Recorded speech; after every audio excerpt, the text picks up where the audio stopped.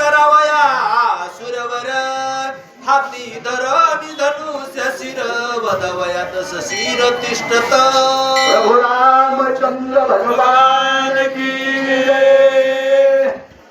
भगवान रामचंद्र प्रभूची मर्यादा पुरुषोत्तम साक्षात सूर्यवंश कुलदीप युद्धकांडातील सुंदर विषय।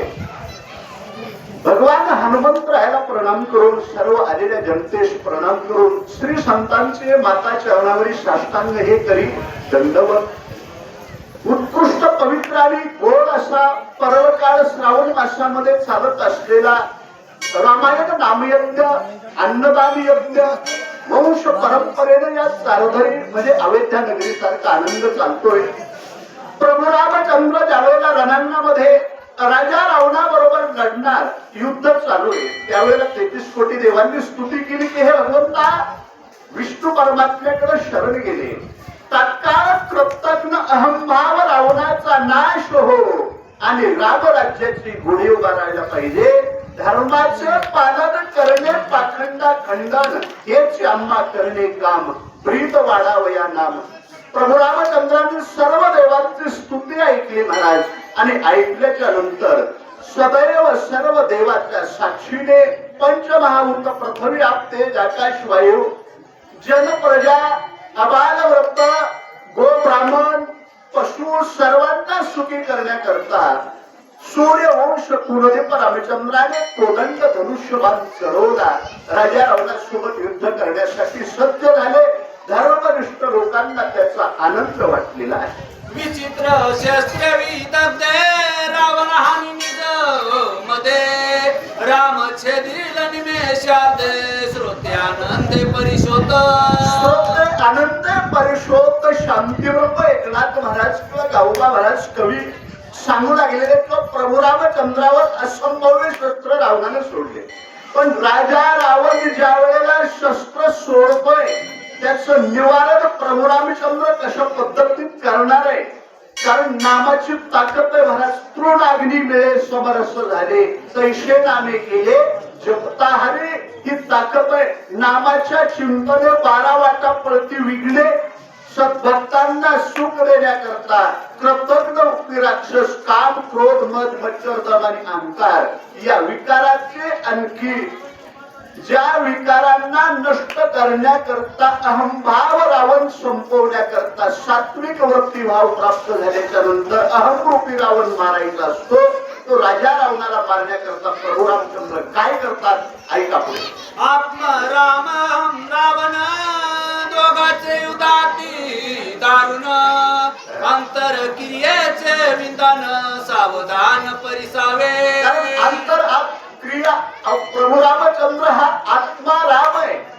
मग प्रत्येकाच्या जीवामध्ये ब्रह्म चैतन्य शक्ती किंवा चाले हे शरीर कोणाचे सत्य कोण बोलावी ते हरिविन अहम सोहम कोहम या त्रिपुटीमध्ये अहम भावरूपी रावण आहे आणि आत्मा हा सात्विक सर्वांची घडमोड सूत्र दोरी ज्याच्या हातामध्ये तोच प्रभू रामचंद्र या अहमरूपी रावणाला संपवून जिथं असणारे रजतमाची शांती करायची आणि सात्विक गुणाचा असणारा डोळे फडकायचा आहे याच्याकरता प्रभू रामचंद्र पुढे रावणाला कसे मारतात काय करतात पंचकरण विषयामध्ये सुंदर अध्यात्मावरती या ठिकाणी असणारे गावबा सांगू लागले आहे। महामायेचे करुणी लागव देव गातले बंदी गातले इंद्रादी देव सेवा घेत असे अपूर्व नित्य विषय भरडणे।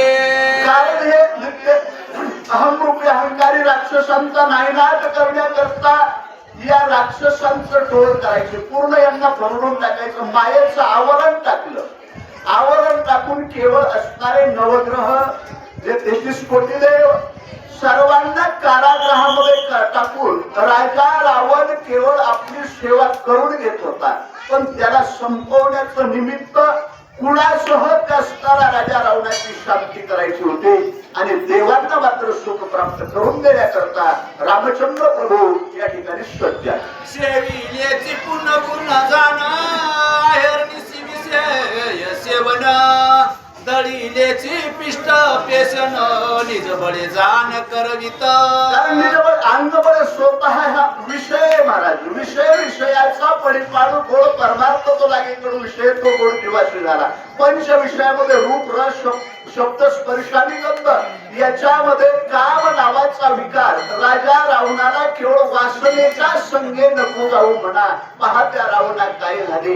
इंद्रा पडले भग चक्र झाला काळा, नारद चुकला चाळा भजनाचा. अहमरूपी रावणाच्या कुळासह जसं जात्यामध्ये धान्य टाकून त्याला स्तर भरडायचं असतंय, पण ते काही कुचर हरभरे असतात, कुचर धान्य असतं, ते पोट्याच्या पोटाला बसत असतंय. त्याला कधीही आणखी आटोकाट प्रयत्न केला, फुटत नाही, शिजत नाही. अनेक मग हे भक्तीमध्ये केवळ सात्विक लोकांना त्रास देणारे हे लोक होते. यांना केवळ राजा रामचंद्र प्रभूने संपवण्याचं ठरवलं. ते दळ नाही म्हणले बरं का. काल भोगिले ज्या विषयासी सवेसिया जानवी त्यासी उसंत नाही अरणसी उभगची तासी उपदेना. कारण राजा रावण केवळ एक विषय पंचविषय रूप रस शब्द स्पर्शानी गंध अनेक विषयामध्ये गुरफटलेला मानव. त्याच्या जीवनामध्ये त्याला सतत विषयाची गोडी लागलेली असते. मग विषयी